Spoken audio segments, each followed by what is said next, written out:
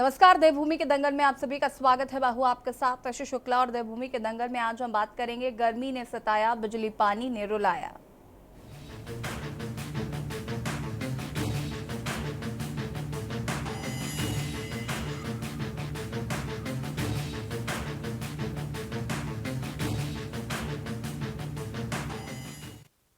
देश भर में प्रचंड गर्मी का कहर जारी है। आलम यह है कि देश की राजधानी दिल्ली का पारा 52 के पार चला गया। दिल्ली जैसा ही हाल देश के अन्य राज्यों का भी है, जहां भीषण गर्मी ने लोगों के पसीने छुड़ा दिए हैं। चिंता की बात यह है कि मैदानी राज्य ही नहीं बल्कि हिमालय राज्य भी प्रचंड गर्मी की चपेट में आ गए हैं और ऐसा ही कुछ उत्तराखंड का हाल है, जहां गर्मी ने अब तक के सभी रिकॉर्ड ध्वस्त कर दिए हैं। देहरादून में बुधवार को तापमान ने 11 सालों का रिकॉर्ड तोड़ते हुए ऑल टाइम रिकॉर्ड को छुआ है। वहीं इस भीषण गर्मी ने पर्यावरण के प्रति लोगों को सोचने पर मजबूर कर दिया है। विकास के नाम पर हुए अंधाधुंध पेड़ कटान की वजह से लोगों को छाया के लिए पेड़ तक नहीं मिल रहे। इस बीच देहरादून के नालापानी स्थित खलंगा में हजारों पेड़ों का कटान किया जा रहा है। खलंगा वन क्षेत्र में सौंग परियोजना के तहत वाटर ट्रीटमेंट प्लांट के निर्माण के लिए साल के पेड़ों को काटने की तैयारी है और इसके लिए कई हजार पेड़ों को जाना है। सरकार के इस फैसले का विरोध भी लगातार किया जा रहा है। वहीं पर्यावरणविदों ने पहाड़ से लेकर मैदान तक बढ़ते तापमान पर गहरी चिंता जताई है। साथ ही पहाड़ों में वनाग्नि की बढ़ती घटनाओं और पेड़ों के कटान को लेकर इसके लिए जिम्मेदार बताया गया है। सवाल यह है कि क्या विकास के नाम पर हो रहे अंधाधुंध पेड़ों का कटान कहीं विनाश का कारण तो नहीं बन रहा है। आज इसी मुद्दे पर चर्चा करेंगे, उससे पहले रिपोर्ट।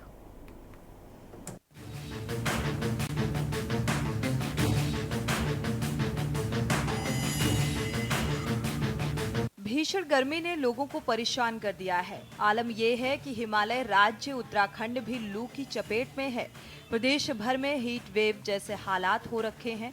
आगे भी तापमान में इसी तरह की बढ़ोतरी की संभावनाएं हैं। राज्य के पहाड़ी और मैदानी इलाकों में तापमान सामान्य से 7 डिग्री ज्यादा दर्ज किया गया। देहरादून में बुधवार को तापमान 43 डिग्री दर्ज किया गया, जो सामान्य से 7.2 डिग्री सेल्सियस ज्यादा है। दून का ऑल टाइम रिकॉर्ड तापमान 30 मई 2012 को 43.1 डिग्री दर्ज किया गया, जबकि बुधवार को पंतनगर में तापमान 42, टिहरी में 31.6 और मुक्तेश्वर में 29.5 डिग्री रहा। इतना बढ़ गया है, बिल्कुल दिल्ली जैसा हो गया है। इतना टेम्परेचर हो गया है। पहले क्या होता था, जैसे ही टेम्परेचर 40 पे हुआ और बारिश हो जाती थी। अब बारिश वगैरह का नाम ही नहीं है। शहर में गाड़ियों का आवागमन, पेड़ कटान, पेड़ तो ये इतने कट गए हैं, इतना कट गया है कि पेड़ की वजह से ही गर्मी हो गई है। ये इतने फ्लैट बन गए हैं, टावर हो गए हैं, उस वजह से ये गर्मी बढ़ी है। 1.5 घंटे से एक लड़की की बहुत ज़्यादा तबीयत खराब है। एम्बुलेंस बहुत ज़्यादा कॉल कर लिया है, उठाने के लिए तैयार नहीं थे पहले। उसके बाद जब उठाया तो कह रहे डीएवी के सामने आओ, हम लोग नीचे गाड़ी लेकर के नहीं आएंगे। हमने बोला भी कि हम डीएम सर को कॉल करेंगे, तो उन्होंने कहा हम लोग नहीं डरते। आते हुए हमने बोला कि जल्दी ले जाइए, तबीयत ज़्यादा खराब है।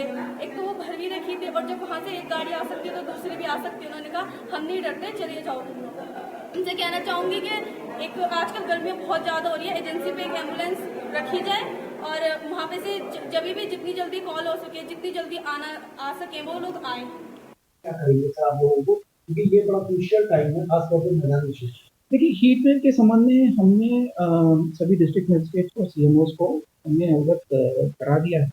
और जहाँ तक हॉस्पिटल्स का सवाल है, हमने प्रॉपरली डेजिग्नेट करने के लिए कहा है कुछ शेड एरियाज, जहाँ पे अगर कोई ऐसा पेशेंट इमीडिएटली पाया जाता है तो इमीडिएटली हम उसको वहाँ पे ले जाएं और हर जगह पे कूलर्स और पानी की व्यवस्था निश्चित करने के लिए।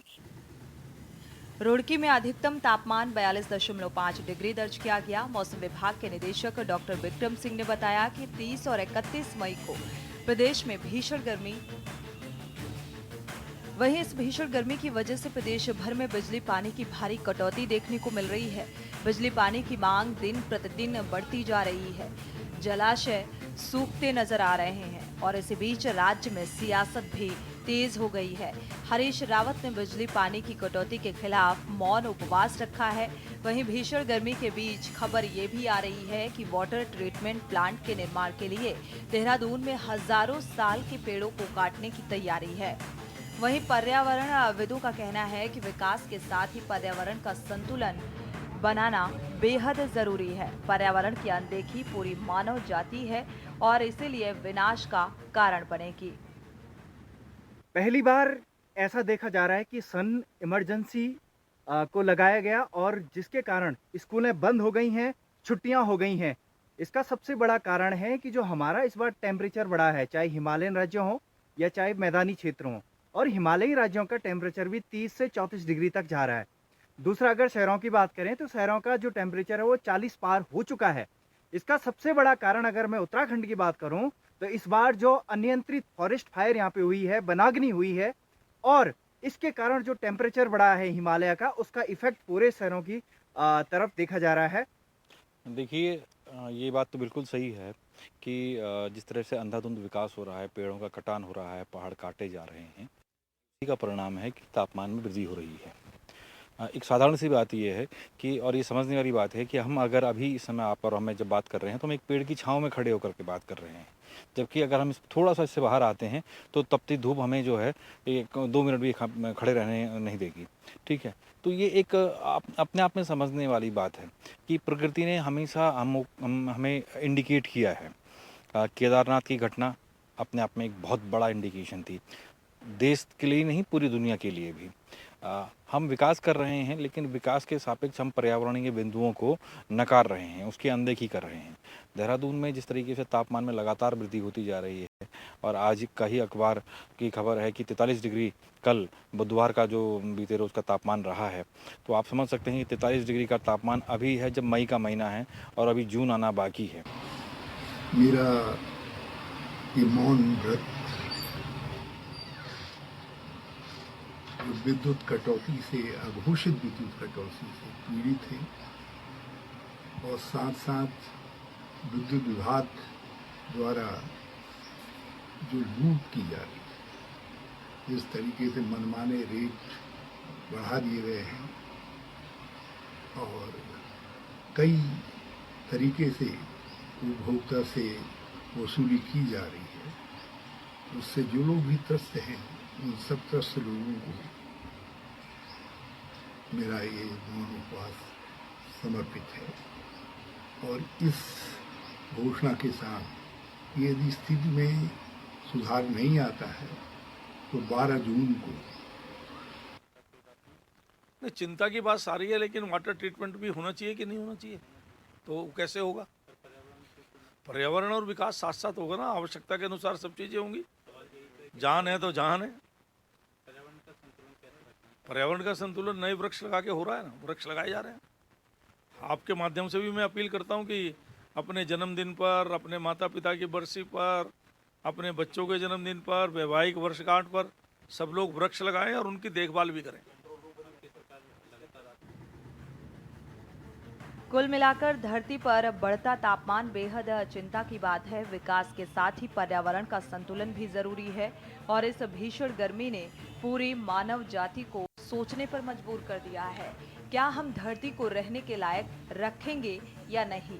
क्या उत्तराखंड का 43 और दिल्ली का 52 डिग्री तापमान होने के बाद भी सरकार पर्यावरण की गंभीरता नहीं समझेगी? क्या ये विकास विनाश का कारण तो नहीं बन रहा? Uttarakhand desk report.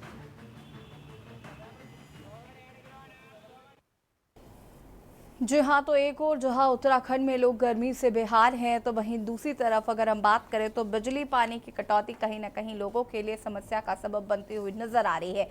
एक और जहां पर गर्मी प्रचंड है और जिसकी वजह से इसका एक बड़ा कारण जो है वो माना जा रहा है कि पेड़ों का कटान जो है वो तेजी से हो रहा है। मैदानी क्षेत्र जो है वहां तो गर्मी पड़ ही रही है, लेकिन जो हिमालयी राज्य हैं वहां पर भी गर्मी का प्रकोप जो है वो साफ तौर पर देखने को मिल रहा है। उसके पीछे बड़ी वजह माना जा रहा है कि भारी संख्या में जो पेड़ों का कटान किया जा रहा है, विकास के नाम पर कहीं ना कहीं विनाश की ओर अग्रसर है। हम क्या आज इसी मुद्दे पर चर्चा करेंगे और मेहमान हमारे साथ जुड़ चुके हैं।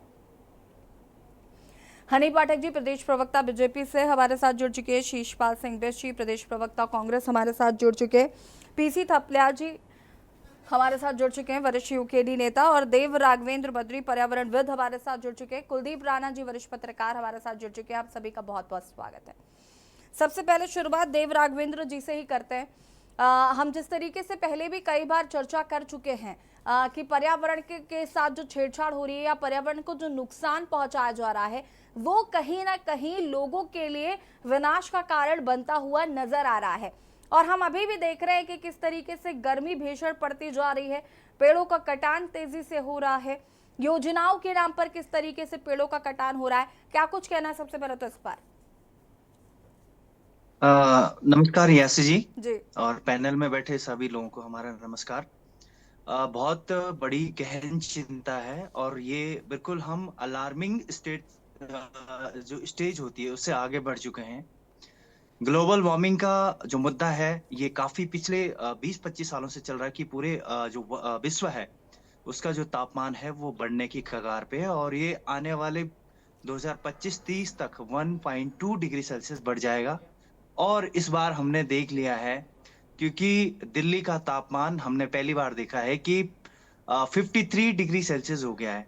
चलिए हम दिल्ली की बात करते हैं क्योंकि दिल्ली एक शहरी क्षेत्र है, वहां पे विभिन्न प्रकार के मानव जनित एक्टिविटीज हो रही हैं। जितने जो एयर कंडीशंस हैं, एसी है, कल कारखाने हैं और जो मैकेनिकल पोल्यूशंस है जो हमारी गाड़ियों से निकल रहा है। इस बार तो हिमालय ने भी मतलब हिमालय पे भी जो गर्मी का ऐसा कहर बरसा है कि यहाँ पे हम देख रहे हैं कि उत्तराखंड में जो हिमालयन राज्य है वहां पे 30 से 34 डिग्री जो है दिन में जो तापमान जा रहा है, जो कि बहुत ही चिंता का विषय है। इसका जो सबसे अगर मैं हिमालय की बात करूं, उत्तराखंड की बात करूं तो यहाँ इस बार मार्च के एंड से यानी कि अप्रैल से फॉरेस्ट फायर शुरू हो गई थी और उस फॉरेस्ट फायर लगातार वो 1 महीने फॉरेस्ट फायर चली। इतना बड़ा जंगल यहाँ पे जला, उसका जो टेम्परेचर था उसने कहीं ना कहीं यहाँ की गर्मी को बढ़ाने में योगदान दिया और इसका इम्पैक्ट आज हमारे ग्लेशियर को भी झेलना पड़ रहा है। फास्ट मेल्टिंग ग्लेशियर्स यानी कि ग्लेशियर तेजी से पिघल रहे हैं। यहाँ के हिमालय में अगर आप देखेंगे तो बर्फ आपको नजर नहीं आएगी। दूसरा जो सबसे बड़ा कारण है कि अनियंत्रित पेड़ों का कटान, यानी कि पेड़ तो कट रहे हैं लेकिन उसकी जगह रीप्लांटेशन नहीं हो रहा है। तो कहीं ना कहीं जो हीट सन से हमारे अर्थ पे आती है उस हीट को एब्जॉर्ब करने का माध्यम हमने समाप्त कर दिया है, प्राकृतिक माध्यम हमने समाप्त कर दिया है, जिसके कारण हमें आज ये सन इमरजेंसी जैसी समस्याएं देखने को मिल रही हैं। ठीक है राघवेंद्र जी, वापस आएंगे आपके पास। हमारे साथ यहाँ पर हनी पाठक जी जुड़ी हुई हैं। हनी पाठक जी, एक और जहां पर पेड़ों का कटान हो रहा है और हम देख रहे हैं कि कहीं ना कहीं प्रकृति के साथ छेड़छाड़, कहीं ना कहीं हमें उसका खामियाजा भुगतना पड़ रहा है। साथ ही साथ बिजली पानी की जो कटौती हो रही है जिससे जनता त्रस्त है। तो एक और जहां गर्मी, वहीं दूसरी तरफ बिजली पानी की कटौती लोगों के लिए परेशानी का सबब बनती नजर आ रही है। क्या कुछ कहना है इस पर? देखिए ऐसा है यशी जी, जो अभी राघवेंद्र जी बात कर रहे थे, निश्चित तौर पर ये ग्लोबल वार्मिंग और ये जो विकास हो रहा है, तो विकास भी देखिए जब धरा पे हम लोग रहते हैं और जब भौगोलिक परिस्थिति ऐसी हो जहां पे टूरिज्म के आधार पर ही वो स्टेट चलता हो ज्यादातर, तो उस जगह पर विकास को और गतिशील बनाना भी एक पार्टी का पूरी तरीके से कार्य होता है, जो वो हमारी पार्टी कर रही है।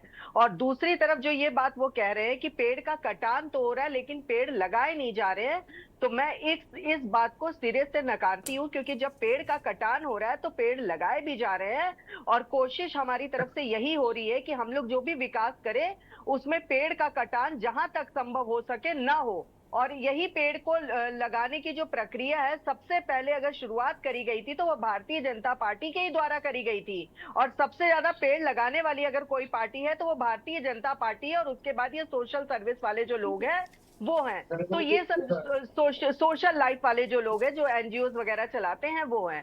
तो इस तरीके की बात करना कि हम लोग हनी पाठक जी, सवाल ये नहीं है कि आप कितने पेड़ लगा रही हैं, सवाल ये है कि वो पेड़ सींचे कितने जा रहे हैं, वो पेड़ फल फूल कितना रहे हैं।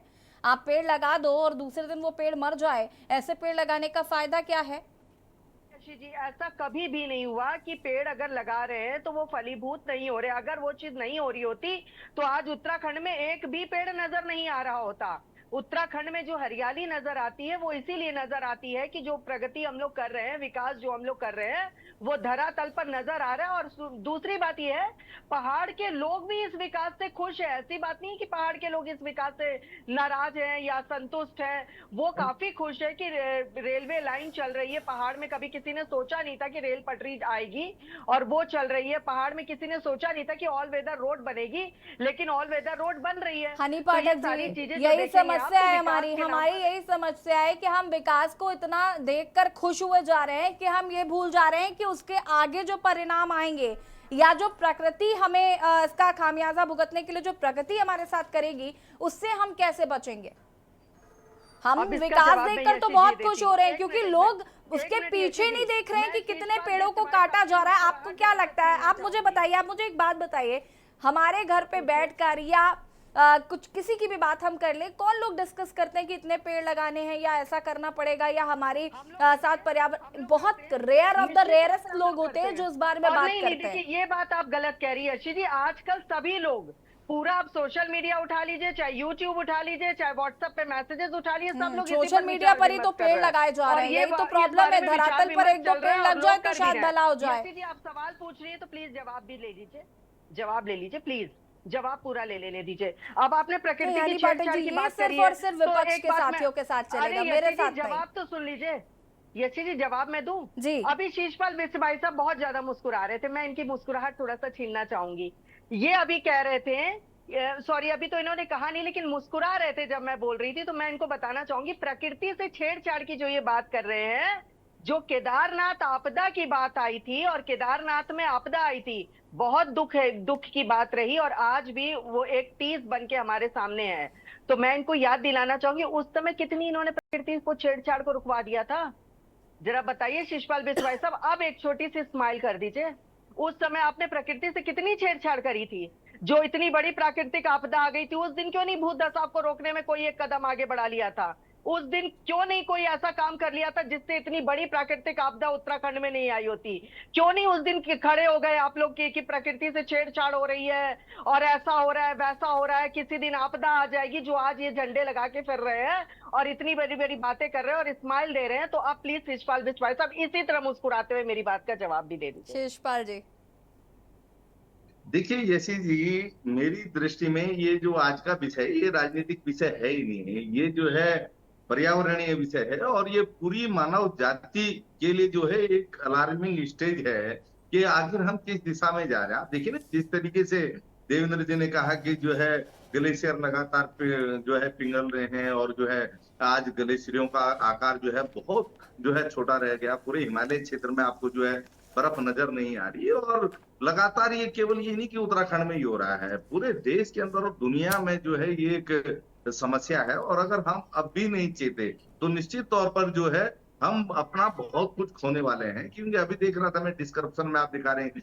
कि स्कूल के बच्चे जो है गर्मी को सहन नहीं कर पा रहे हैं, वो बेहोश हो जा रहे हैं। और अभी मैं जहां बैठा हूं मेरे पास ही कुछ कार्यकर्ता बैठे हुए थे, वो तुरंत जो है कहीं जाना था जल्दी में, तो वो उन्होंने कहा हम जा रहे हैं और जैसे ही बाहर निकले तुरंत भाग करके वापिस आ गए। उन्होंने कहा बाहर निकलने की स्थिति नहीं है, इतनी भीषण गर्मी है। और आप देखिए कि कल जितना तापमान था वो 12 वर्षों की जो है रिकॉर्ड तोड़ रहा है। हम उस स्टेज पे पहुंच गए आखिर। और देखिए जैसी जी बड़ी बात है, मैं मुस्कुरा इसलिए रहा था कि हमारी साथी प्रवक्ता कह रही थी कि साहब जो है पेड़ लगाने का जो पीड़ा है वो केवल भाजपा ने ही जो है शुरू किया। ऐसा नहीं है, ये सृष्टि जो है पेड़ों के मुझे एक दो फोटो दिखा दीजिएगा भाई मेरे। और ये निश्चित तौर पर जो है हम सबका मानवीय कर्तव्य भी है और रणनीति जी भी इस बात से सहमत होंगी कि निश्चित तौर पर हमें जो है मानव जाति के लिए भविष्य की चिंताओं पर जो है बहुत गहन चिंतन मंथन करने की आवश्यकता है। जो आज जरा कुछ कहना चाहूंगी, वो प्रकृति के साथ संतुलन बना करके अगर किया जाए, प्रकृति के साथ कम से कम जो है छेड़छाड़ जी विस्तार से बातचीत करेंगे। पहले और लोगों के रिएक्शंस ले लेते हैं फटाफट, उसके बाद आते हैं। ठीक है जी कुछ कहना चाहूंगी 2 मिनट। जी हनी पाठक जी फटाफट अपनी बात को पूरा करिए, बहुत सारे लोग हैं। उसको बर्बाद कर दो। ठीक है रुकिएगा, रुकिए शिशपाल जी, शिशपाल जी रुक जाइए। हनी पाठक जी जी देखिए, अब तो मेरे भाई ने एकदम ऐसा कर दिया शिशपाल भाई साहब ने कि इस डिबेट को अब राजनीतिक मुद्दा नहीं देने वाली बात कह दी। तो अब मैं चलिए छोड़िए विपक्ष की पक्ष की इस तरह की कोई बात करना ही नहीं चाहूंगी।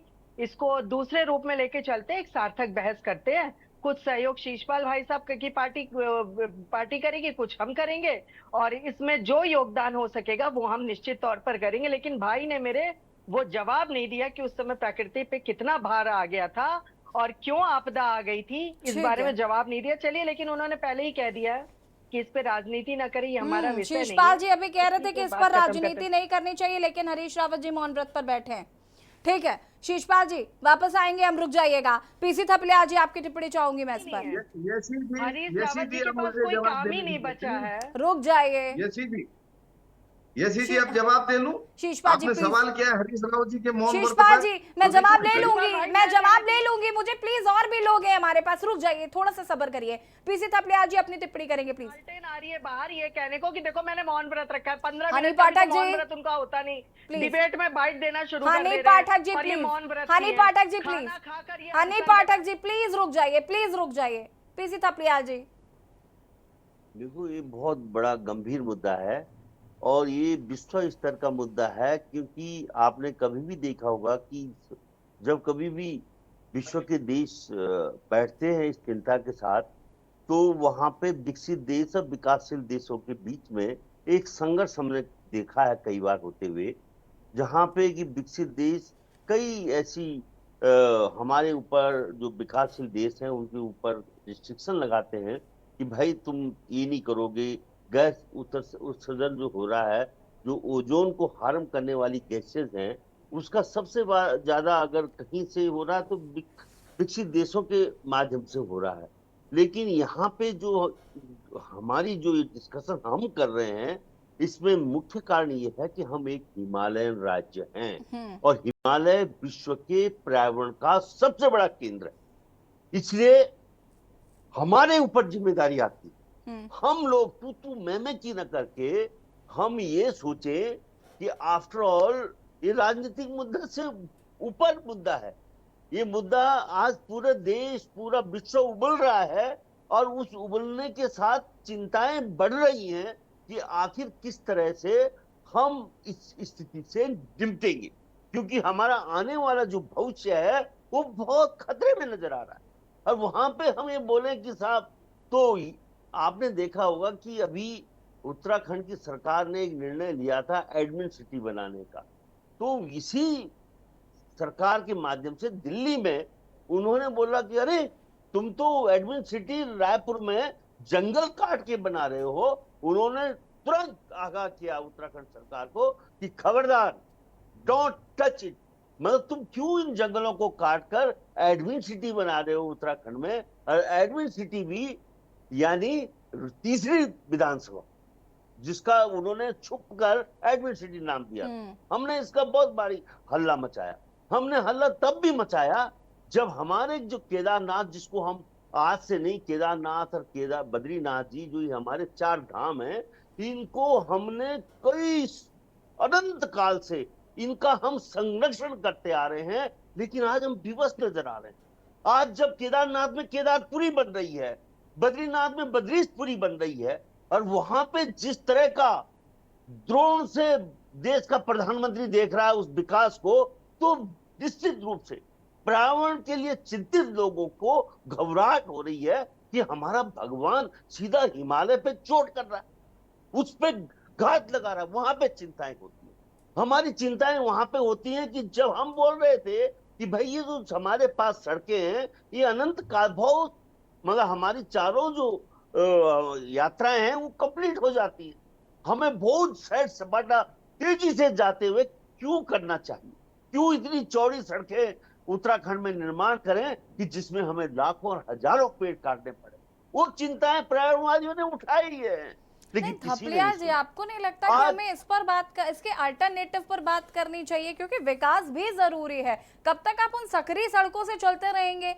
ये तो कोई लॉजिक ही नहीं हुआ। लॉजिक तो इस बात में है कि हम कैसे पर्यावरण को बचाएं। चर्चा को हम आगे बढ़ाएंगे, आप सभी हमारे साथ बने रहिएगा। रुकेंगे एक छोटे से ब्रेक के लिए जो हाजिर होता है।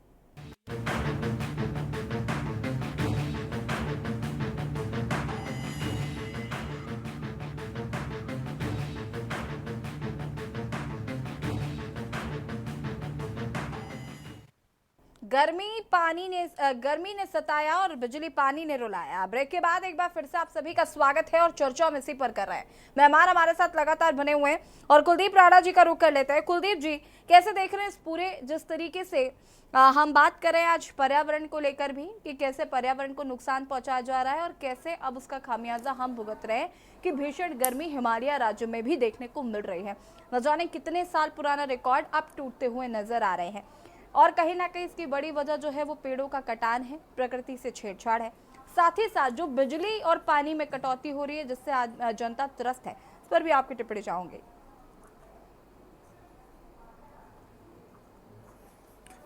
देखिए, ऐसी मेरी आधी बात का तो जवाब आपके सवाल में ही निहित है, जिसमें आपने कहा कि कई पुराने रिकॉर्ड टूट रहे हैं। तो इसका ये मतलब हुआ कि गर्मी सिर्फ आज ही नहीं पड़ रही है, पहले भी पड़ती रही है और पहले भी टेम्परेचर इस तरह से फ्लक्चुएट होता रहा है,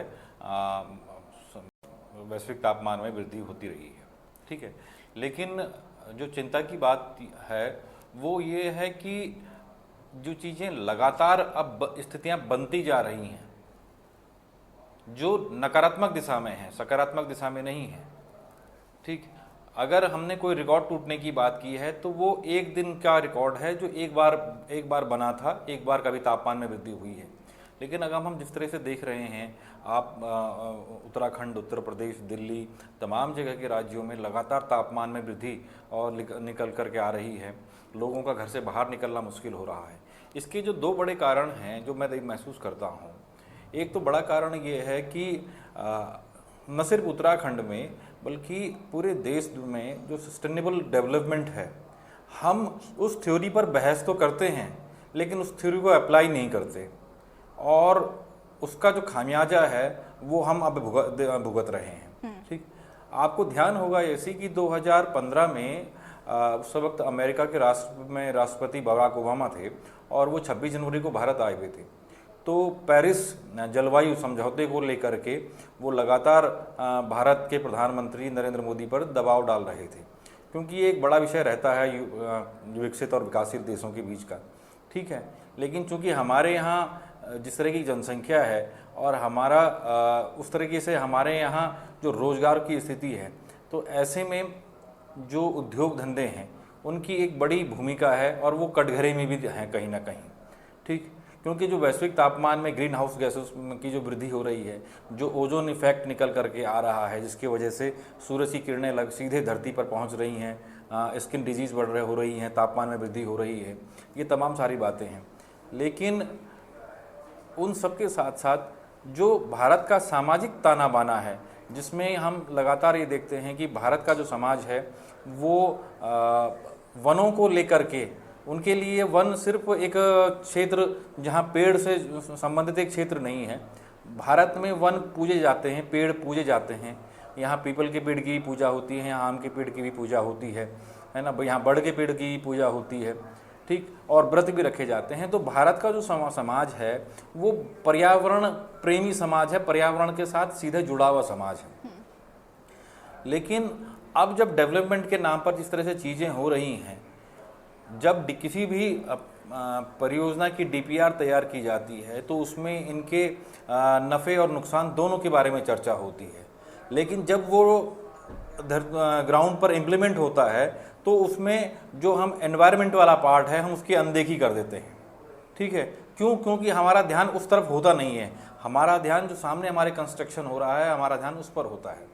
ठीक, अभी कुछ समय पहले मैं गडकरी जी का एक इंटरव्यू देख रहा था, क्योंकि सबसे ज़्यादा पेड़ जो है भारत में सड़कों के निर्माण में, हाईवेज के निर्माण में कटे हैं। ठीक है, लेकिन उसके मुकाबले उनका कहना ये था कि उन्होंने उससे दुगने संख्या में पेड़ लगाए हैं और उन्होंने बाकायदा जो NHI डिपार्टमेंट है, नेशनल हाईवे का जो डिपार्टमेंट है, वो उनके रखरखाव की व्यवस्था भी देख रहा है।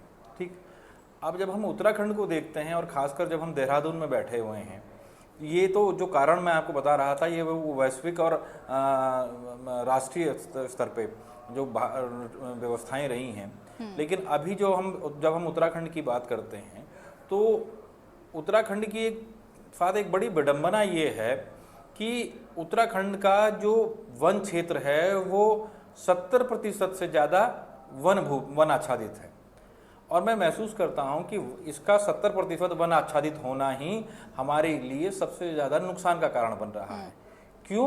क्योंकि सबको लगता है कि भाई 70% वन है यार, 2-4-5% वन अगर हम काट भी देंगे तो क्या फर्क पड़ता है, ठीक है, क्योंकि कहीं ना कहीं उसके पीछे ये मनसा दिखाई देती है।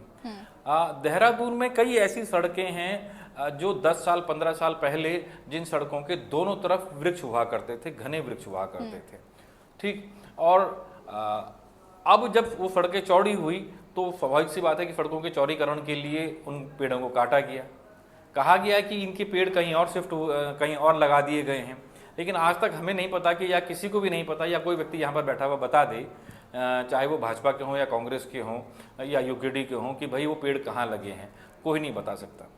इतिहास में हम जरूर पढ़ते थे कि जब हम उतने विकसित नहीं थे, जब हमारे पास टेक्नोलॉजी उतनी ज़्यादा नहीं थी, तो जो मुख्य मार्ग हुआ करते थे, एक राज्य से दूसरे राज्य को जाने वाले मुख्य मार्ग हुआ करते थे, उनके दोनों तरफ जो हैं फलदार पेड़ लगाए जाते थे, छांव वाले पेड़ लगाए जाते थे।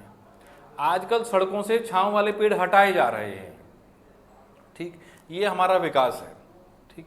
हमारी सड़कें इतनी चौड़ी हो गई हैं, लेकिन सड़कों के बीच में जब हम डिवाइडर की जो जगह हैं, हम उन जगहों का इस्तेमाल नहीं कर पा रहे हैं। देहरादून में स्मार्ट सिटी एक ऐसा प्रोजेक्ट आया जिसके बाद से यहाँ इतना सारा क्षेत्र अब कवर अप हो चुका है कि छोटी सी भी बरसात देहरादून में बड़ा जल भराव का कारण बन रही है, ठीक। धरती में पानी नहीं जा रहा है, ग्राउंड वाटर रिचार्ज नहीं हो रहा है, ठीक, ये समस्याएं निकल करके आ रही हैं। और एक टाइम ऐसा था देहरादून में, जब देहरादून में नहरें हुआ करती थी, east canal road, west canal road, इस नाम से यहाँ सड़कों, जो आज सड़कें हैं बनी हुई, यहाँ बड़ी बड़ी नहरें हुआ करती थी, और गर्मी के मौसम में जब तापमान में वृद्धि होती थी, तो जब हवाएं उन जलधाराओं से टकराते थे तो वो तापमान को मेंटेन करने का काम करते थे। विकास के नाम पर देहरादून में वो सारी नहरें कवर अप हो गई, ठीक, और हम सीमेंट के धरातल पर आ गए। अब सीमेंट के धरातल पर आ गए तो वो जब जिस तरह से तप रही हैं, उसका खामियाजा हम भुगत रहे हैं कि जो देहरादून में ये बात तो पर्यावरण की हो गई। अब हम बात वृद्धि कर लेते हैं बिजली कटौती और जिस तरीके से पानी की समस्या की लोगों को हो रही है। आऊंगी मैं शीशपाल जी, इसके बाद आपके पास आती हूँ मैं।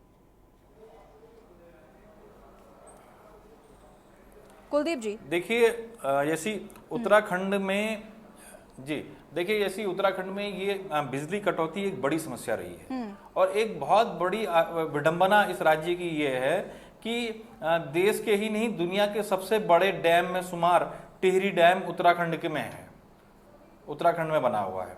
इसके अलावा न जाने कितनी हाइड्रो पावर प्रोजेक्ट्स यहाँ चल रहे हैं, कईयों पर कार्य अभी गतिमान है, ठीक है। बावजूद इसके उत्तराखंड में बिजली को लेकर के हमेशा रोना रहा है। दिल्ली का क्षेत्र जहां कोई भी डैम नहीं है, जो तमाम अन्य राज्यों से बिजली खरीदते हैं, उसके बावजूद भी वहां बिजली की कीमतें भी और बिजली की उपलब्धता भी बनिस्पत उत्तराखंड के बेहतर स्थिति में है, ठीक। ये सरकार को देखना होगा कि भाई वो जो यूपीसीएल जिस तरह की बिजली खरीद रहा है और उसके स्टोरेज की यहाँ क्या व्यवस्थाएं हैं, टिहरी डैम प्रोजेक्ट का टीएसडीसी के साथ बातचीत करके या अन्य जो हमारे प्रोजेक्ट्स जो गतिमान हैं उनकी स्थितियों को देखते हुए, क्योंकि कहीं ना कहीं इसमें जिस तरह की स्थितियां निकल करके आ रही हैं, ये आपदा में कहीं ना कहीं अवसर तलाशने वाली बात हो रही है, जो एक बड़े भ्रष्टाचार का संकेत दे रही है। और मुख्यमंत्री को और सरकार को चाहिए कि वो इस तरफ ध्यान दें और कड़े निर्णय ले सके। ठीक है, समीक्षा की जरूरत है सरकार को। शीशपाल जी अपनी बात को पूरा करेगा, उसके बाद हनी पाठक जी आती हूँ मैं आपके पास। हाँ यशी जी, आपने मेरे से सवाल किया था कि आप राजनीति न करने की बात कर रहे हैं पर्यावरण के विषय पर, और हरीश रावत जी जो है धरना प्रदर्शन कर रहे हैं। तो मैं आपको बता दूं, अभी राणा जी ने विस्तार से बात रखी कि बिजली कटौती और पेयजल की समस्या से जो है राजधानी की जनता ही नहीं पूरे प्रदेश की जनता परेशान है। और राजधानी का तो ये हाल है बिजली कटौती का कि मैं यहाँ 1 घंटे से जो है बिजली कटौती की मार झेल रहा हूँ। बिजली आई नहीं और सुबह से यही हाल है, 2 मिनट के लिए दर्शन देने आते फिर अंतर ध्यान हो जाती है। तो आप कह रहे थे कि 2-4 कार्यकर्ता आपके यहाँ क्योंकि एसी चल रहा था इसलिए रुक गए थे, वो गए नहीं धूप में? नहीं, मैंने कहा ना बीच बीच में दर्शन बिजली कटौती की बीच बीच में बीच बीच में ये चीज लाइट आ रही है और फिर गायब हो रही है, 1 घंटे से आई नहीं। मैं 1 घंटे पहले की आपको बात बता रहा था। चलिए। और पेयजल में का भी ये है कि कई क्षेत्रों में तो जो है पानी दर्शन ही नहीं दे रहा। वो इसलिए नहीं दे रहा कि लो वोल्टेज के कारण ट्यूबवेल चल ही नहीं पा रहे हैं। तो ये एक बड़ी समस्या है और सरकार का ध्यान आकर्षित करने के लिए आदरणीय हरीश रावत जी ने जो है मौन व्रत रखा कि सरकार जाके इस मुद्दे का और इसकी गंभीरता को समझ करके इसका समाधान करे। तो इसमें बुराई क्या है? और हनी जी ने मेरे से एक पूछा था कि जब 2013 में केदारनाथ में आपदा आई थी तो साहब तब ये क्या था? एक होती है आपने देखा होगा कि आपदा, और एक होती है देवी आपदा। एक है कि मानव निर्मित इंसानी छेड़छाड़ से जो है अनुचित विकास के कारण, और 2013 में जो आपदा थी वो देवी आपदा थी और उसको कोई कल्पना भी नहीं कर सकता था उस समय। तो उसको जो है इस विषय में घसीटना जो है मुझे नहीं लगता उचित होगा, क्योंकि पूरी दुनिया जानती है, कोई भी नहीं चाहता कि इस प्रकार की घटनाओं की पुनरावृत्ति हो, चाहे सरकार आपकी हो या हमारी हो। और निश्चित हनी तौर पर पाठक जी। ये है कि अब जो इस समय देखिए, आप देखिए जो एक विकास का पैमाना आप देख रहे हैं जिसके लिए पेड़ों की बलि दी जा रही है, उसका विरोध हो रहा है। पर्यावरणीय विशेषज्ञ लगातार चिंता जता रहे हैं। सहजधारा रोड की बात देख लीजिए आप, कितना विरोध हुआ, तब भी सरकार नहीं मानी। और अभी राणा जी कह रहे थे कि वहां हरीश से जो रावत जी को चाहिए कि वो मौन व्रत छोड़कर सरकार को सुझाव दे। मौन व्रत रख लेने से क्या हो जाएगा? यशी जी 2 उदाहरण आप मुझे दे दीजिए। इसी साल की बात है, पिछले साल देखिए चक्रोता में, कनासर में, बड़कोट रेंज में कितने जो है दुर्लभ पेड़ काटे गए, अंधाधुंध तरीके से काटे गए, और आज तक कोई जो है बड़ी कार्रवाई, केवल एक डीएफओ सस्पेंड किया गया, बाकी कौन जिम्मेदार थे आज तक कुछ पता नहीं। और यही मामला अल्मोड़ा में आया था कि अल्मोड़ा के डीएफओ ने 5 सालों में जो है हजारों पेड़ों को काटने की परमिशन दी। जब मामला उठा तब उनकी जो है पावर सीज गई कि वो आप पेड़ कटाने की अनुमति नहीं देंगे। तो अधिकारियों की जो मनमानी है, जो विकास के नाम पर पेड़ कटान का खेल चल रहा है, उस पर बिल्कुल लगाम लगनी चाहिए। और जहां तक बात है सरकार की, हम साथ पेड़ लगाते हैं, कहां पेड़ लगाते हैं? रिस्पना का जीर्णोद्धार, यसी जी आपने तमाम डिबेटें की, 2.5 लाख से ज्यादा पेड़ लगे, कहां है वो 2.5 लाख पेड़? आप पर अगर हम खोजने निकलेंगे तो 4 पेड़ भी आपको नहीं दिखाई देते। तो हमें जो है ईमानदारी के साथ पौधारोपण का अगर हम कार्य कर रहे हैं तो पेड़ को आगे बढ़ाने की भी जो है जिम्मेदारी लेनी होगी, हरियाली नजर भी आनी चाहिए। तो निश्चित तौर पर जब तक हम सब गंभीर नहीं होंगे, शिषपाल जी वापस आएंगे। हनी पाठक जी, मैं चाहूंगी कि जरा आप इस पर भी अपनी प्रतिक्रिया दें। ये जो बिजली कटौती हो रही है, ये जो पानी की समस्या लोगों को हो रही है, अभी जैसा कि यहाँ पर कुलदीप जी कह रहे थे कि उत्तराखंड की ये सबसे बड़ी विडंबना है कि टिहरी डैम है उत्तराखंड में, और उसके बावजूद भी यहाँ के लोगों को बिजली महंगी मिल रही है, प्लस जिस तरीके से गर्मी के दिनों में कटौती हो रही है, तो कहीं ना कहीं सरकार को इस पर चिंतन मंथन करने की जरूरत है। डैम में जो पावर सप्लाई का प्रोजेक्ट है, शिषपाल बिष्ट भाई साहब जरा मुझे ये बताइएगा, और कुलदीप जी आप भी बताइएगा कि ये यूपी और उत्तराखंड जब एक हुआ करता था तो यूपी ने इसका निर्माण किया था कि उत्तराखंड ने किया था? जरा इतिहास में झांकिएगा। इसका निर्माण यशी जी यूपी ने किया था, इसका डेवलपमेंट यूपी ने किया था, क्योंकि तब यूपी और उत्तराखंड एक हुआ करता था और पूरा पैसा यूपी का लगा था। इस कारण हम लोगों को 30% बिजली मुश्किल से वहां से उपलब्ध हो पाती है और 70% से ज्यादा, 70% करीब बिजली यूपी की तरफ जाती है। इसकी सबसे बड़ी विडंबना ये है, और इसी पर अभी वार्ता चल रही है यूपी के मुख्यमंत्री के साथ और ये हमारे उत्तराखंड के मुख्यमंत्री के बीच इस पर वार्ता चल रही है। जो भी निर्णय होगा अच्छा होगा, क्योंकि दोनों हमारे ही भारतीय जनता पार्टी के मुख्यमंत्री हैं और राज्य के मुख्यमंत्री हैं। जो हितैषी कार्य होगा वो ही उत्तराखंड के हित में निश्चित रूप से लिया जाएगा। दूसरी बात का मैं आपको जवाब देती हूँ। अभी शिषपाल भाई साहब कह रहे थे, खुद ही अपनी दोनों बातों में फंसे हैं। उन्होंने कहा प्राकृतिक आपदा प्रकृति के बोझ के तले आई थी, इस कारण उस पर हमें राजनीति नहीं करनी चाहिए। बिल्कुल नहीं करनी चाहिए यशी जी। मैंने तो शुरुआत में ही आपको कहा था कि वो एक टीस है जो हमेशा याद रहेगी, यादों के झरोखे में बनी रहेगी। तो मुझे एक बात बताइए, उस समय इतनी प्राकृतिक दबाव डल रहा था सृष्टि उत्तराखंड की धरती पे, क्या हरदा सो रहे थे? मौन व्रत नहीं रख पा रहे थे क्या? मौन व्रत नहीं रख पा रहे थे कि अनशन नहीं कर पा रहे थे कि वहां पे जोशीमठ में जाकर लेट नहीं पा रहे थे कि वहां पर हल्ला नहीं कर पा रहे थे? क्या नहीं कर पा रहे थे? क्यों अभी मौन व्रत सिर्फ उनको इसी तरह से रखना आता है क्या? और तीसरी बात, गर्मी तो काफी दिन से चल रही है, मौन व्रत रखने का टाइम अब आया क्या? कहाँ लुप्त थे? रह रह के ट्यूबलाइट की तरह जलते हैं क्या? कि वीरेंद्र जी की अब अभी आप से चाहते जश्न हैं मनाना कि शुरू कर जो दिए है 4 जून सरकार कांग्रेस के को। खिलाफ जुलूस दूसरी प्रदर्शन करे। अरे मेरे भाई, आपके उसमें नहीं बोल रही थी मैं, थोड़ा समय दे दो फिर आप बोलना, ठीक है। तीसरी बात यशी जी, आपकी बिजली की बात मैंने जवाब दे दिया। पेयजल संकट की जहां तक आप बात कर रही हैं, बिजली कटौती निश्चित हो तौर रही है पर जो, उस पर आपने जवाब नहीं बिजली दिया ना कटौती, अभी। देखिए उस पर भी मैंने आपको जवाब, टिहरी डैम वाली बात आपने मेरे से पूछी, कुलदीप जी ने ये बात सवाल उठाया, टिहरी उसका डैम जवाब की मैंने नहीं ना आपको सिर्फ, दिया। तो क्या और इलेक्ट्रिसिटी सुनिए, प्रोवाइड ही नहीं होगी कभी उत्तराखंड के लोगों को ठीक तरीके अपनी से? सुनिए बिल्कुल होगी। अभी कुछ दिन पहले एक डाटा आया था जिसमें ये लिखा हुआ था कि जो बिजली की आपूर्ति है वो इतनी ज्यादा हो रही है बिकॉज ऑफ गर्मी, गर्मी की वजह से इतनी ज्यादा हो रही है कि हमें 30% बिजली की और आवश्यकता पड़ रही है, क्योंकि हर कमरे में एसी कूलर वगैरह वगैरह चल रहे हैं, पंखे भी चल रहे हैं, सब कुछ चल रहा है। तो उसकी वजह से हमें 30% लाइट की और आवश्यकता है, जिस पर सरकार कार्य कर रही है। लेकिन कुछ समय के लिए इसको सामान्य करने के लिए और सही पटल पर लाने के लिए थोड़ी थोड़ी देर के लिए बिजली कटौती हो रही है। शीशपाल भाई साहब कह रहे हैं कि इनके वहां 1 घंटे से लाइट नहीं आ रही है, मेरे यहाँ तो लगातार लाइट आ रही है, कोई इन्वर्टर नहीं चल रहा है, यशी जी एसी चल रहा है। पता नहीं क्यों ये कह रहे हैं। हाँ, यही तो रात में सत्ता का थोड़ी देर, लाभ देखिए, है। अरे डिबेट में तो बीच में मत बोलो प्लीज भाई, अरे मेरे भाई, अरे यही है रिक्वेस्ट कर रही भाई, भाई, यहाँ प्यार लाइट से नहीं आ रही रिक्वेस्ट तो कर मैं रही, सच बोल रहा हूँ, प्यार से आप सच रिक्वेस्ट को कर रही, हजम नहीं कर पाती हैं। प्यार से रिक्वेस्ट कर रही। ठीक है। रात, अब पूरी बात तो खत्म होने दो। यशी जी, रात में कटी थी लाइट, मैं आपसे चैनल में बोल रही हूँ, ऐसा नहीं कि हनी पाठक का घर है तो पूरा मोहल्ला हनी पाठक ने खरीद लिया। रात में कटी थी, 3-4 बार कटी थी, 15 to 20 मिनट के लिए रात में कटी थी। तो वो मैं बुरा इसलिए नहीं मान रही क्योंकि देखिए मैं अपने घर के अंदर रह रही हूँ, एसी में रह रही हूँ, थोड़ी देर में कमरा ठंडा हो जा रहा है। तो ये चीज कहना कि एकदम गर्मी में लथपथ हो जा रहे, भाई जी इतना भी झूठ मत बोलो, आपके घर भी एसी लगा ही हुआ है, तो थोड़ी देर में गर्मी में ठंडक आ ही जाती है। तो प्लीज झूठ भी बोलो तो नपा तुला बोलो, इतना नहीं कि लपेटने में ही प्रॉब्लम हो जाए। पानी के संकट की जहां तक आपने बात करी, नहीं देखो, आपने खुद कहा राजनीति मत करो, तो मैं देखो एकदम राजनीति नहीं कर रही हूँ, मैं राजनीति कर ही नहीं रही हूँ, मैं राजनीति कर ही नहीं हूँ। जो सवाल मुझसे यशी जी पूछ रही हूँ एज ए एंकर, उसका जवाब मैं दे रही हूँ। उन्होंने तीसरा सवाल मेरे से किया पेयजल का। निश्चित तौर पे यशी जी, मुझे कोई गुरेज नहीं है ये कहने में चैनल के माध्यम से कि पानी की प्रॉब्लम हो रही है, इस पर बात चल रही है, एमडीडीए से भी बात चल रही है, पेयजल मंत्री से भी बात हुई है, पेयजल मंत्री ने इसकी बैठक भी करी है आज, और निश्चित तौर पर जो निकल कर आएगा समाधान वो जनता के हित में होगा, क्योंकि जल ही जीवन है। और जल के मिशन को लेकर हमारे यशस्वी प्रधानमंत्री जी चले हैं, हर जल हर घर जल, हर घर जल, हर घर नल पहुंचाने का जो हमारा मिशन है वो धरातल पर नजर आ रहा है। आप पहाड़ी क्षेत्र में चले जाइए चाहे दुर्गम क्षेत्र में चले जाइए, ठीक है। हर घर में हनी नल पाठक है। जी वापस और आएंगे, रुक जहां तक जाइएगा। यहाँ पर पानी की प्रॉब्लम हो रही है उसको हनी जी, निश्चित तौर पर ठीक है। किया जाए। देव राघवेंद्र भद्र जी का रुख कर लेते हैं।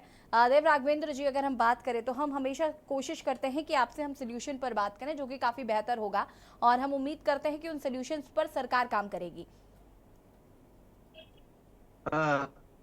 जी यासी जी, देखिए सबसे पहले तो जो मैंने यहाँ पे अभी सारे विशेषज्ञों को सुना, देखो देहरादून में बैठ के एसी में बैठ के कहना बहुत मुश्किल होता है, क्योंकि हम लोग पहाड़ों में बिल्कुल बैठे सही। हैं, गाँव में बैठे हैं, और एसी हमने देखा नहीं है।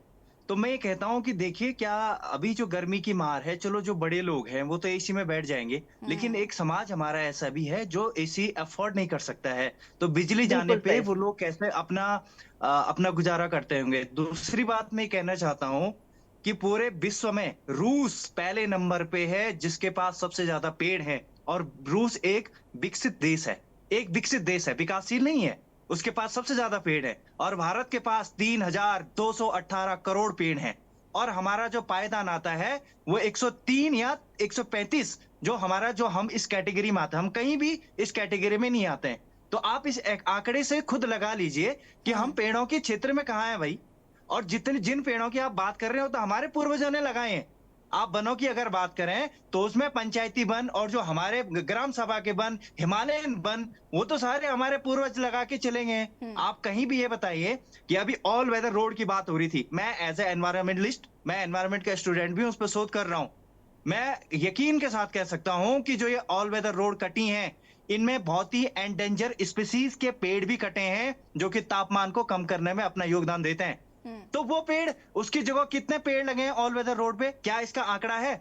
और अभी जो हमारे वरिष्ठ पत्रकार है कुलदीप राणा सर, वो कह रहे थे कि जब भी कोई प्रोजेक्ट बनता है तो एक रिपोर्ट होती है, उसे कहते हैं EIA, इन्वायरमेंटल इम्पैक्ट असेसमेंट, वो होता है, उसमें हेयरिंग होती है, उसमें ये देखा जाता है कितनी एंडेंजर स्पीसीज हैं, कितने एनिमल खत्म हो रहे हैं, उसका इम्पैक्ट क्या हो रहा है। उसके बाद उस पर कोई कार्रवाई नहीं होती है, प्रोजेक्ट बन जाता है। अभी आप डैम की बात कर रहे थे, क्या डैम, हमें बिजली तो चाहिए। ये तो वही बात हो गई कि मैं शहरों में रहूं, मुझे गांव भी चाहिए, बैठा रहूं बड़ी बड़ी इमारतों में पेड़ों को काटकर, लेकिन बदले में छांव भी चाहिए। तो ऐसा तो नहीं होता ना, छांव के लिए तो पेड़ तो लगाने ही पड़ेंगे। तो इसका जो सबसे बड़ा सोल्यूशन है, हमें इंडिविजुअल रूप से कोशिश करनी पड़ेगी। हमें इसको एक पॉलिटिकल एजेंडा नहीं बनाना पड़ेगा कि हम नेचर के लिए हम अपनी आदतों पे कंट्रोल कैसे कर सकते हैं। अभी पाठक जी, पाठक मैडम कह रही थी, देखिए हमारे तो प्रधानमंत्री का गोल है कि भाई हम 5 सस्टेनेबल गोल का इन्होंने जो G20 है उससे प्रॉमिस किया है कि हम अपने रिन्यूएबल एनर्जी की तरफ ज्यादा जाएंगे, हम अपने कार्बन न्यूट्रल की दिशा में ज्यादा जाएंगे, कि भाई हम कम से कम जो है कार्बन को जो है उत्सर्जित करेंगे। तो इस दिशा में कार्य कितना हो रहा है ये सोचने का विषय है। तो मेरा जो मोटा मोटा सोल्यूशन है कि भाई हम देखिए, हम जितना ज्यादा एसी यूज करेंगे, जितना ज्यादा हम अपने इलेक्ट्रिक यंत्र है, CFC है, क्लोरोफ्लोरोकार्बन है, ये आखिरकार एटमॉस्फेयर में ही तो जा रहा है ना। तो इस पे हम कैसे कंट्रोल कर सकते हैं? आप इस पे बात करने के लिए तो तैयार ही नहीं हो रहे हैं। तो जो सोल्यूशन है वो सोल्यूशन ये है कि पेड़ लगाना एक सोल्यूशन नहीं है कि हमने पेड़ लगा दिया, ये एक सोल्यूशन नहीं है। हमें जैव विविधता की दिशा में काम करना पड़ेगा, हमें ग्रीन बेल्ट की दिशा में काम करना पड़ेगा। अगर देहरादून है तो इसके सराउंडिंग में ग्रीन बेल्ट होनी चाहिए जो कि खत्म हो रही है। और अगर प्रोजेक्ट है तो पेड़ों को काट कर ही वो प्रोजेक्ट क्यों बनाए जा रहे हैं? आप खलंगा का एग्जांपल दे रहे थे, तो खलंगा में 1000 पेड़ काटे जा रहे थे साल, और टिकटॉनिया के, तो कोई और जगह नहीं थी। तो आप इस पे एनालिसिस कर सकते हैं। एज ए एनवायरमेंटलिस्ट हम तो इस पे आवाज उठाएंगे, हम तो अपना बातें वापस रखेंगे। आते हैं आपके पास, पीसी थपलियाल जी। देखो, जहां राजनीति की समझ वहां पहुंच जाए कि कह रहे हैं कि जब टिहरी डैम था तो उसमें उत्तर प्रदेश का पैसा लगा। कितना दुख होता है मुझे, उस समय उत्तराखंड था ही नहीं। देखो क्या विजन है हमारे नेताओं। यानी जब कभी अगर झारखंड अलग हुआ, छत्तीसगढ़ अलग हुआ, तो इसका मतलब ये थोड़ी कि बिहार और मध्य प्रदेश सरकारें ये बोले कि साहब वहां पे जो भी प्रोजेक्ट लगाए हुए हैं वो बिहार के पैसे से लगा है या मध्य प्रदेश के पैसे से लगा है। उन्होंने कभी नहीं बोला ऐसा। वहां जो भूभाग अलग हुआ है, उस अलग भूभाग में जो संवैधानिक अधिकार होता है जल जमीन जंगल पे, उस भूभाग की सरकार का होता है। बिल्कुल बहुत सही बात है। बिल्कुल बोल रहा हूं कि टिहरी डैम पे हमारा संवैधानिक अधिकार है। बहुत सही बात है।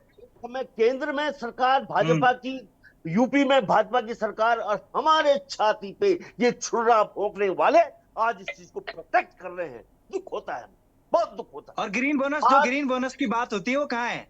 तो ग्रीन, आज यूपी केवल 7% बिजली है। जो पेड़ हैं उनके से पूरे यूपी के पास 7% जंगल है और उत्तराखंड के पास 70% जंगल। क्या हमने ठेका ले रखा है इस देश में? तुमने मैदान के पेड़ पूरे समाचट कर दिए विकास के नाम पे, और तुम केवल हम पहाड़ के लोगों को सीधा मतलब कटघरे में खड़ा करते हो।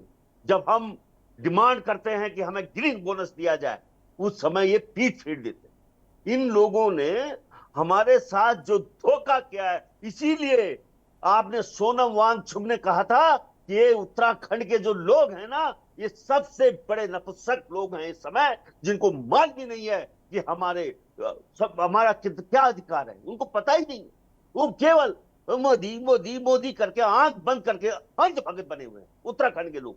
उनको ये नहीं मालूम कि पूरा जो अधिकार है इनका, इन वन पे, इन जंगलों पे, इन संसाधनों पे, उस अधिकार को छीना जा रहा है। एक षड्यंत्र के तहत छीना जा रहा है, जिस आवाज को हम बार बार उठाते हैं और उसको ऐसे लोग दबा दे रहे हैं। देखिए आप, तो अपने लोग हैं। हनी पाठक जी, यूपी ने पैसा लगाया था। मैं ये कहता हूं कि जब अगर उन्होंने, यूपी ने हमारे टिहरी डैम पे अधिकार जमाया है, तो राज्य बनने से पहले जो कोई प्रोजेक्ट पूरे यूपी में बना, उसमें हमारा अधिकार होना चाहिए। वहां के जितने जल विद्युत परियोजना है, वहां पे हमारा भी हिस्सा होना चाहिए। मैडम, इसको हनी पाठक जी फटाफट अपनी बात को पूरा करिएगा, उसके बाद शीशपाल जी आपके पास। बीपी डाउन करो थपलियाल जी, बीपी डाउन करो अपना, बहुत हाई हो गया। सुनो, मैं एक बात बताऊं आपको थपलियाल जी, होगा। थपलियाल जी इतने अग्रेसिव मत हो, बहुत दिल पे मत लो आप बातें, शांत हो जाओ, सुन लो। बात करती है इन्हीं की सुन लो पहले यशी जी। ऐसी ठीक है राजनीति थपलियाल जी हनी पाठक जी फटाफट अपनी बात को पूरा करेगा प्लीज। मैं आपकी क्रोध अरे सुन हनी के पाठक जी हमारे पास वक्त की कमी है, फटाफट अपनी बात को पूरा करिए तो प्लीज। इनको थपलियाल समझा जी दीजिए, बीच में ना बोले, बीच में ना बोले। क्यों नहीं कैसे बोल रहे? ऐसा है, तुम देखिए बोल रही हो, किसके बीच में बोल दिया मैंने, किसके बीच में बोल दिया मैंने? बीपी हो रहा है, हम ये बोल रहे हैं कि हम आक्रोशित हैं। ठीक है कुलदीप राणा जी अंतिम प्रतिक्रिया आपकी फटाफट। जी देखिए यसी इस पूरे मुद्दे पर जिस प्रकार से पर्यावरणविद हैं देव राघवेंद्र, उन्होंने जो बातें बताई बिल्कुल बहुत सही बातें हैं, लेकिन समस्या ये है कि इन बातों को धरातल पर उतारेगा कौन और उतारेंगे कैसे।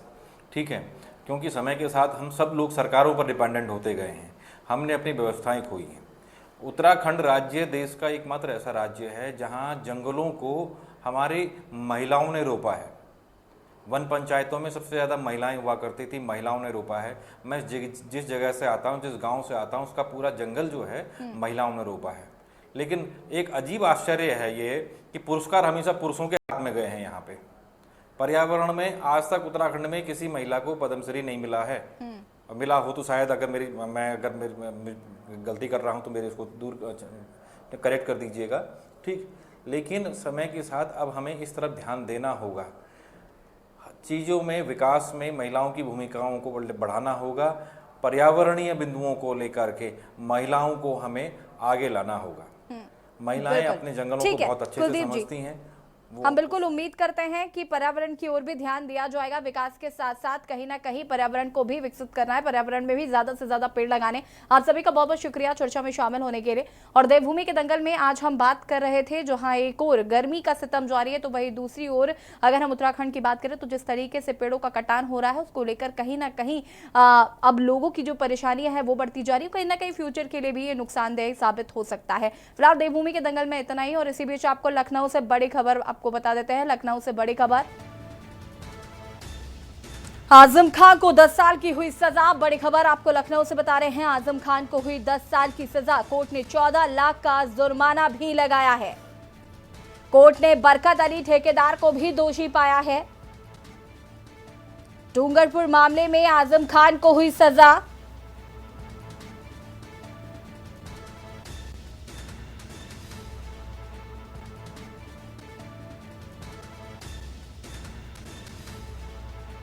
बड़ी खबर आपको हम बता रहे हैं, आजम खान को हुई 10 साल की सजा, 14 लाख का लगा जुर्माना। ठेकेदार बरकत अली भी दोषी करार।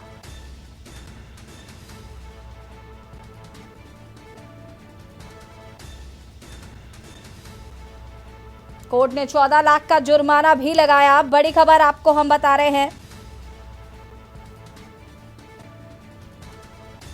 आजम खान को बड़ा झटका। एमपी एमएलए कोर्ट ने डूंगरपुर मामले में आजम खान को 10 साल की सजा सुनाई है। कोर्ट ने आजम पर 14 लाख का जुर्माना भी लगाया है और कोर्ट ने बरकत अली ठेकेदार को भी दोषी पाया है।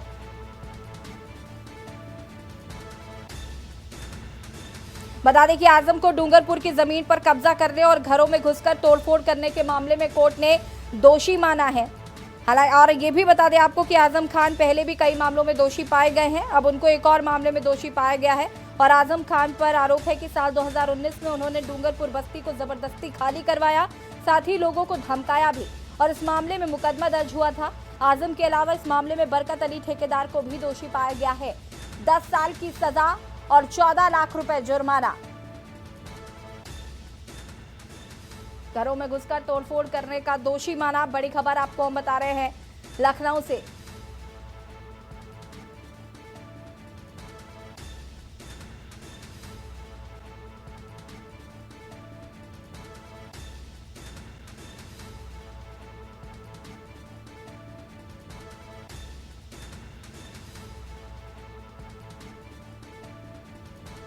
बड़ी खबर आपको बता रहे हैं लखनऊ से, सपा नेता आजम खान को 10 साल की हुई सजा।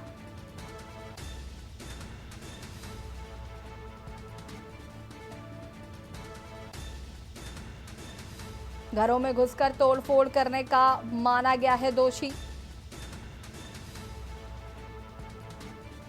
एमपी एमएलए कोर्ट ने डूंगरपुर मामले में आजम खान को 10 साल की सजा सुनाई है। कोर्ट ने आजम पर 14 लाख रुपए का जुर्माना भी लगाया। बुधवार को उन्हें इस मामले में दोषी करार दिया गया था।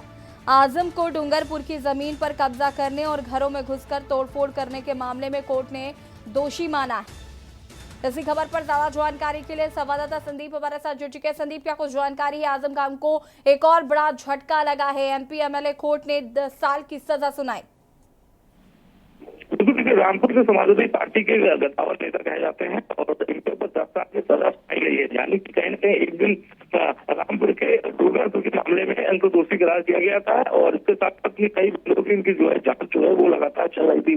हालांकि कोर्ट में हियरिंग भी हो रही थी, लेकिन अब जो है इनकी सुनवाई 10 साल की सजा जो है सुना दी गई है। यानी कि 6 दिसंबर 2019 को पनागंज में जो है मुकदमा पंजीकृत हुआ था। उसके बाद घटना में लगातार कोर्ट में हियरिंग जो है वो चल रही थी।